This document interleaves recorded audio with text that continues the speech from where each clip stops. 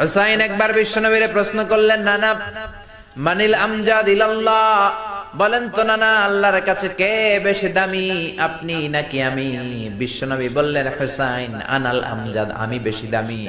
হুসাইন বলল, নানা জি আমি মানি না, আনা লা ওয়াফিক, আমি মানি না নানা। কেমন করে আপনি আমার চাইতে বেশি দামি হন? আপনার চাইতে আমি বেশি দামি।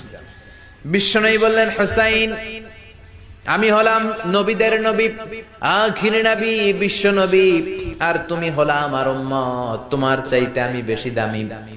হুসাইন বলে, নানা জি আপনি ভুল বললেন, আপনার চাইতে আমি হুসাইন বেশি দামি। সুবহানাল্লাহ কইবেন না?